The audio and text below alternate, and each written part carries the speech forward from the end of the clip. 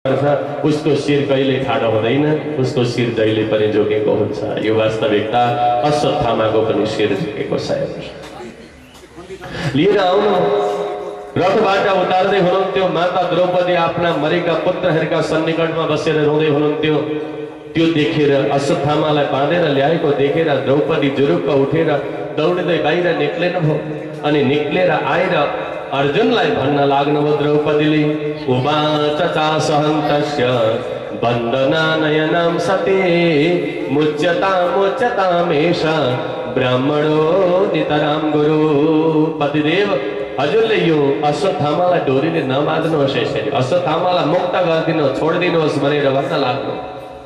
अर्जुनले भन्नुभयो, देवी तिम्रा पुत्रहरूको हत्या गर्ने हत्यारा यही हो, यसलाई छोडिदिनु भन्दा यसलाई छोडिदिनुहोस्। किन भन्दा ब्राह्मणो नितराम गुरु हो, गुरुपुत्र, उहाँ ब्राह्मण हुनुहुन्छ, गुरुपुत्र हुनुहुन्छ। गुरुपुत्र कहिले पनि हत्या गर्न योग्य हुनुहुन्न। गुरुपुत्र त गुरु समान सम्मान गर्न योग्य हुनुहुन्छ, कहिले पनि दण्ड दिने योग्य हुनुहुन्न। त्यसै कारणले उहाँलाई मुक्त गरिदिनुहोस् भनेर भन्न लाग्नुभयो। मुक्त गरिदिनुहोस् उहाँलाई। आत्मा वै जायते पुत्रः, यो वेदको वचन हो कि पुत्र जो हुन्छ त्यो पिताकै आत्माको स्वरूपमा प्रतिरूप हुन्छ, अंश हुन्छ। त्यसै कारणले गर्दा गुरुपुत्रको हत्या गर्नु नै गुरुको हत्या समान पापको भागी हजुरहरू बन्नुहुन्छ। त्यसैले छोडिदिनुहोस्, मुक्त गरिदिनुहोस् गुरुपुत्रलाई भनेर भन्नुभयो। अश्वत्थामाले गल्ती गरे, हाम्रा पुत्रहरूको हत्या गरे, तर पनि अब के गर्ने? अश्वत्थामाको हत्या गर्दा मेरा मरेका छोराहरू त फर्केर आउँदैनन् नि फेरि, हगे। त्यसै कारणले गर्दा छोडिदिनुहोस् पतिदेव भनेर माता द्रौपदी भन्नुहुन्छ। अनि द्रौपदी भन्नुहुन्छ, गौतमी पतिदेवता, तपाईहरूलाई त्यो कुरा थाहा छैन पतिदेव। कुन कुरा भन्दा आफ्नो सन्तान मर्दाखेरि कति आमालाई कति पीडा हुन्छ भन्ने कुरा, त्यसको अनुभव मैले भर्खरै पाइसकेको छु। आमाको हृदय कति दुख्दो रहेछ, कति जल्दो रहेछ। आँखाबाट समुद्र जस्तिकै आँखाबाट आँसुका धारा कति बग्दा रहेछन्, त्यसको अनुभव मैले पाइसकेकी छु। मेरा छोराहरू 5 भाइ मरेका छन् भने त्यस्तै पीडा ती गौतमीले पनि, द्रोणाचार्यकी पत्नीले पनि भोग्नुपर्छ। अश्वत्थामालाई हजुरहरूले हत्या गरिदिनु भयो भनेदेखि हेर्नुहोस्, द्रौपदी भन्नुहुन्छ त्यो कुरा। यिनले गल्ती गरे, तर अश्वत्थामाका पिता द्रोणाचार्य गुरुलाई त महाभारतको युद्धमा हजुरहरूले नै हत्या गरिदिनु भयो। द्रोणाचार्य गुरुको पनि मृत्यु भयो। द्रोणाचार्यकी पत्नी गौतमी घरमा एक्लै छिन् हुने। अनि ती गौतमी माताको एकमात्र छोरो हो। अश्वत्थामा भनेको उनको बुढापाको सहारा अरू कोही पनि छैन भने त्यो एउटा मात्रै छु। मेरो त पतिहरू हजुरहरू 5-5 जना हुनुहुन्छ, मेरा पतिहरू हजुरहरू, मलाई हजुरहरूले सहायता गर्नुहुन्छ। तर ती गौतमीको त बुढा मर्दछ, ऊ मरे तुल्य बन्दछ सज्जन, मृत्यु भन्दा ठुलो अपमान हो। त्यसै कारणले गर्दा अर्जुनले पनि शिरमा राखेको मणि निकालेर धक्का दिएर समाजबाट बहिष्कार गर्दैनन्। अश्वत्थामा समाजबाट गए, तर त्यो कुरा उनले प्रतिशोधलाई भावनालाई मनमा राखेर गए। यिनी पाण्डवहरूले मेरो अपमान गरे आज, तर कुनै दिन यिनीहरूलाई म छोड्दिनँ भन्ने विचार आयो मनमा। मौका हेरेर म यिनीहरूलाई प्रहार गर्छु फेरि भन्ने विचार गर्दै अश्वत्थामा समाजबाट काटिए उनी गए। समय व्यतीत हुँदै गयो। भगवान श्री कृष्णचन्द्रले एक दिन पाण्डवहरूलाई भने, पत्नी सुभद्रा, अर्जुनले भगवान कृष्णकी बहिनी सुभद्रासँग विवाह गरेको थियो हेर्नुहोस्। र सुभद्राका गर्भद्वारा एक पुत्रको जन्म भयो जसको नाम हो अभिमन्यु। र अभिमन्युले हाम्रै नेपालमा विराट नगरका राजा हुनुहुन्थ्यो, राजा विराट। तिनै विराट राजाले राज्य गरेका कारणले गर्दा आज पनि विराट नगर नाम छँदै नै छ हेर्नुहोस्। तिनै विराट राजाका नामबाट नाम रह्यो विराट नगर। महाभारतमा प्रसङ्ग आउँछ, एउटा विराट पर्वै छ, विराट पर्व। महाभारतको पर्वको 18 पर्व मध्येमा विराट पर्व आउँछ। राजा विराटको, हाम्रो नेपाल भूमिको व्याख्या महाभारतमा त्यहाँ सम्पूर्णतया छ। विराट राजाको राज्य स्थली हो यो विराट नगर। हे कृष्ण, भगवान कृष्णले जगतका मालिकले मेरो रक्षा गर्नुहोस् भन्ने बित्तिकै, त्यति भन्ने बित्तिकै भगवान श्री कृष्णचन्द्र एउटा चरण रथमाथि राखिसक्नु भएको थियो। त्यो रथमा राखेको चरणलाई पनि ओह्रालेर दौडिँदै भगवान कृष्ण आउनुभयो हेर्नुहोस्। आज कति दयालु हुनुहुन्छ कृष्ण। दौडेर आउनुभयो, आएर भन्न लाग्नुभयो, उत्तरा भन म तिमीलाई केबाट रक्षा गरौँ भनेर भन्नुहुन्छ भगवान कृष्णले। त्यति भन्ने बित्तिकै उत्तरा भन्नुहुन्छ, अभिद्रवती मामीशा सरस्तप्ता यशो विभो कामं दहतु मां नाथ मामे गर्भो निपात्यता। प्रभु, अश्वत्थामाले मेरो गर्भको बालकलाई नष्ट गर्नका लागि भनेर ब्रह्मास्त्र त्यागिसकेको छ। त्यो ब्रह्मास्त्रले मलाई मारिदियोस्, मेरो शरीरलाई मारिदियोस्, तर मेरो गर्भको सन्तानलाई हजुरले रक्षा गरिदिनुहोस् हेर्नुहोस्। किनकि मेरो वंश परम्परा पाण्डव वंशको रक्षा अब मेरो सन्तानले गर्नेछ। म मर्यो भने केही हुँदैन, तर मेरो सन्तान मर्यो भने एउटा वंश परम्परा नै मर्दछ फेरि। त्यसै कारणले हजुरले मेरो गर्भको सन्तानलाई रक्षा गरिदिनुहोस् प्रभु, मलाई मारिदियोस् न। हो आउनुहोस् हामी पनि एकैछिन उत्तरालाई सहयोग गरौँ भगवान कृष्णको स्तुति गरेर। दुःखमा आपतमा हेर्नुहोस् है, उत्तराद्वारा हामीले प्राप्त गर्नुपर्ने ज्ञान कति छ। उत्तरालाई जब आपत पर्यो त्यतिखेर अर्जुन आउनुभयो गाण्डीव धनुष लिएर। ससुराहरू त्यस्ता महारथीहरू हुनुहुन्थ्यो, 5-5 भाइ, तर पनि आफ्ना परिवारसँग सहायता माग्नु भएन। मलाई कृष्णले बचाउनुहोस्, परमात्माले बचाउनुहोस् मलाई। हामीलाई पनि दुःख पर्यो, आपत पर्यो, कष्ट भयो जीवनमा कहिले भने हामीले अरूका शरणमा होइन भगवानका शरणमा जानुपर्छ।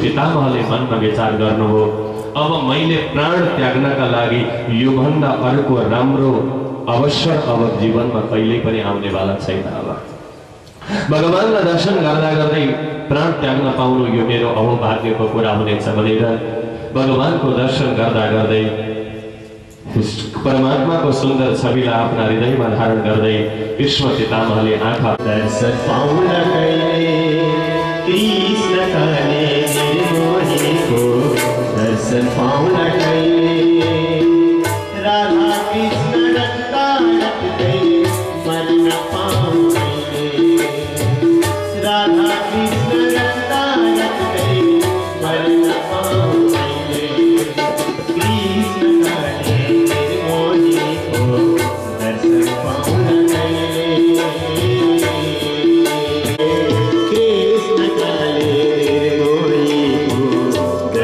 पाउन कहिले राधा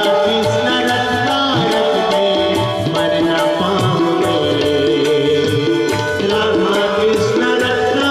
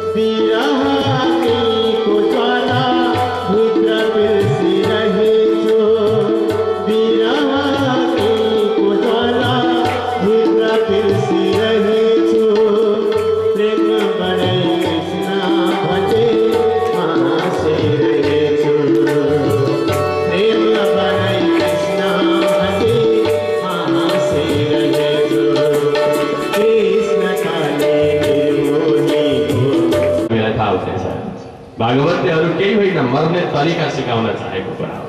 मृत्यु पश्चात प्राप्त गर्ने गतिका बारेमा भागवतले जनाउन चाहेको हो। सामेल जीवनमा जिउने ढङ्ग सिकाउन चाहेको भागवतले।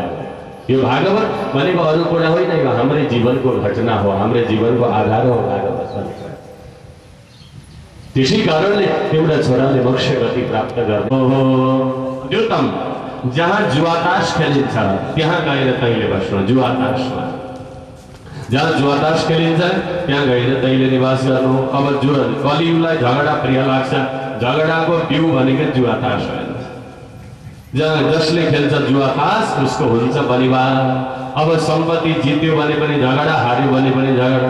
अब सम्पत्ति जति सबै जुवामा हारेर घरमा आएपछि पत्नीसँग पनि त झगडै भयो नि त, कि परिवारमा पनि झगडै। जितेर आउँदा पो खुसी भयो नि त, हारेर आएपछि झगडै हुन्छ त्यहाँ पनि। सबैतिर झगडा हेर्नुहोस्, जुवा तासले झगडा उत्पन्न नगराउने ठाउँ दुनियाँमा कहीँ पनि छैन। त्यसै कारणले जुवा तास भनेकै झगडाको त्यो। अनि त्यहाँ गएर तैँले निवास गर्नु। पानम, अनि मदिरामा पनि गएर तैँले निवास गर्नु। जसले मदिरा पान गर्छ त्यसका भित्र बसेर तैँले उसको जीवन जगनाचुर बनाइदिनु भनेर मदिरामा पनि कलियुगलाई बस्नका लागि स्थान दिनु। अब मदिरा अलिकति लगाउने बित्तिकै 24 फुटे बाटो सबै मेरै हो, अर्काको हुँदै होइन, होइन। पछाड मछाड भित्ता र छेउ सुरु भइहाल्छ चारैतिर। अनि घरमा झगडा, परिवारमा आफन्तमा झगडा, आफूभन्दा ठुलालाई पाखुरा सुर्गा सुर्गी सुरु भइहाल्छ एउटा कुरामै, अघि। किनकि मदिरा भनेकै झगडाको बिउ हो। सज्जन हेर्नुहोस्, तैँले गएर त्यही निवास गर्नु, सबैतिर झगडा उत्पन्न गराइदिनु, मदिरामा निवास गरेर।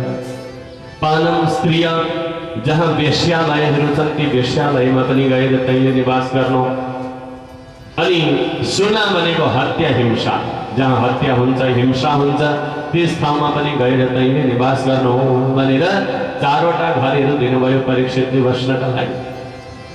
4वटा घर दिने बित्तिकै कलियुगले हात जोडेर प्रार्थना गर्न लाग्यो, महाराज हजुरले मलाई 4-4वटा घर दिनुभयो, तर सबै नराम्रा घर मात्रै दिनुभयो नि त। बसौँ लाग्ने खालको चाहिँ एउटै घर दिनु भएन, राम्रो घर चाहिँ। अब 4-4वटा नराम्रा घर स्वीकार गर्यो भने एउटा त कमसेकम राम्रो घर दिनुहोस् भनेर फेरि माग्न लाग्यो।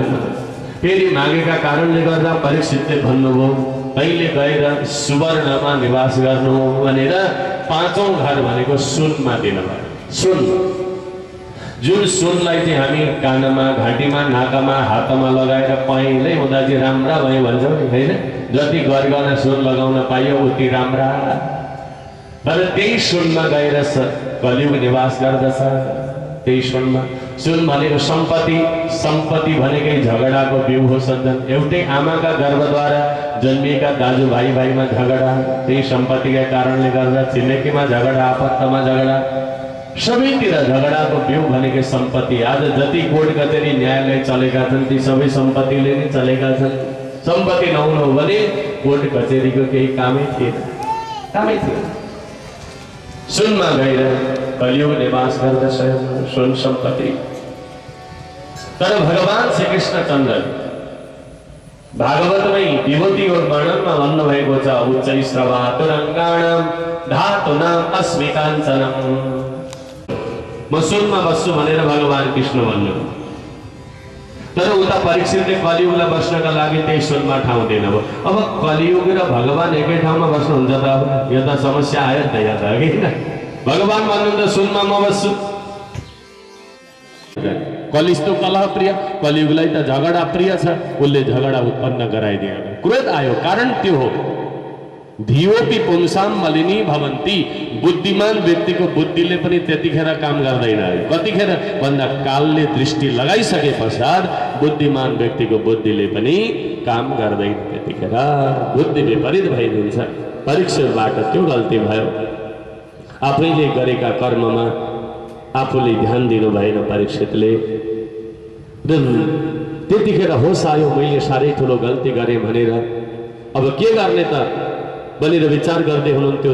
त्यही अवस्थामा उता समीक ऋषिका एकजना पुत्र हुनुहुन्थ्यो, जसको नाम थियो श्रृंगी नाम गरिएका बालक पुत्र। ती श्रृंगी ऋषि चाहिँ कौशिकी नदीका किनारमा खेल्न भनेर जानुभएको थियो ऋषि कुमार बालकहरूका साथमा। कौशिकी भनेको सप्तकौशिकी जसलाई हामी भन्दछौँ, जसलाई हामी अहिले सप्तकोशी भन्छौँ नि, सप्तकोशी हाम्रै नेपालमा तिनै सप्तकोशी नदीका किनारमा जसलाई सप्तकौशिकी नदी भनिन्छ प्राचीन नाम, जसको त्यही सप्तकौशिकीका किनारमा खेल्न भनेर जानुभएको थियो।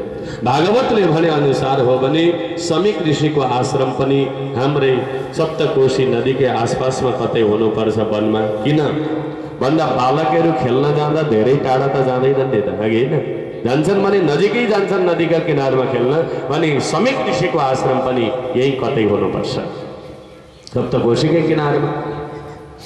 अनि कौशिकी नदीका किनारमा खेल्न भनेर जानुभएको थियो। कसैले गएर सुनाइदिएछन्, सिङ्गी त यहाँ खेलिरहेको छ, तेरा पिताका गलामा कसैले मरेको सर्प बेरिदिएछ भनेर सुनाइदियो।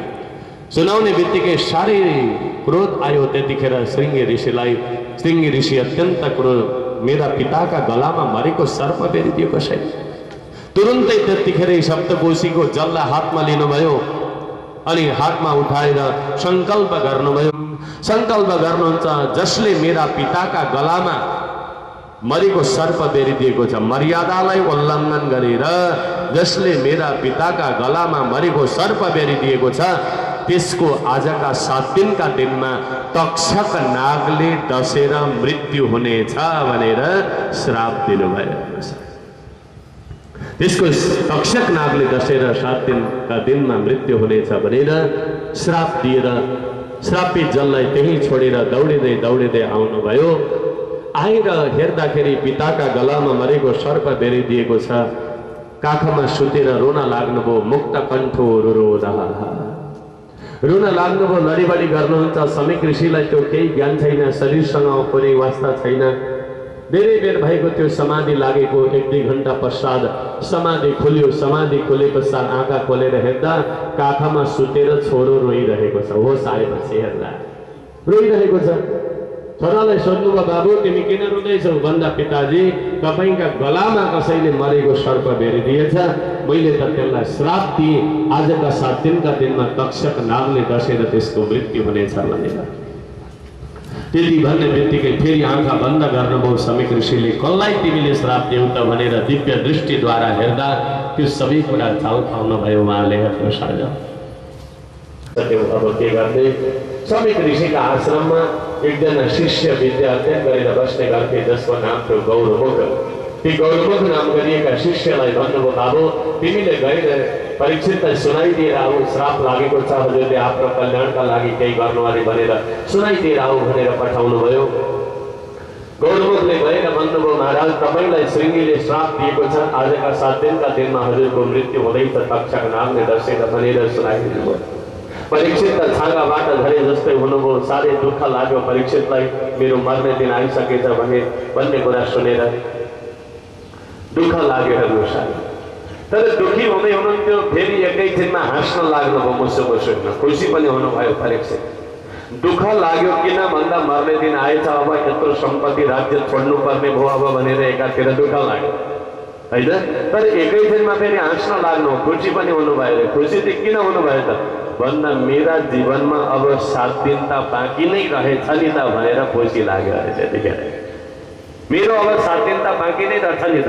हामीहरूलाई थाहा छ त अब हाम्रो जीवन कति दिन छ भने, बाँकी छ कति दिन कसैलाई थाहा छ भन्दा छैन। तर परीक्षितलाई थाहा छ कि मेरो जीवनमा अब 7 दिन त बाँकी नै रहेछ नि त भनेर। 7 दिनभन्दा पहिले त म पक्कै नमर्ने रहेछु भन्ने कुरा उहाँलाई ज्ञान प्राप्त भएर खुसी हुनुभयो। सज्जन, हामीहरू कसैलाई पनि थाहा छैन कि हाम्रो जीवन अब कति दिन बाँकी छ भनेर। बा भरे बेलुका सुत्तेकै बेला खुस जाइने हो कि त्यो पनि थाहा छैन। भोलि बिहानको सूर्य उदय देख्नै नपाइने हो कि, बा पर्सि जाइने हो कि, बा 2-4 दिनमा, बा 2-4 वर्षमा, कसैलाई थाहा छैन।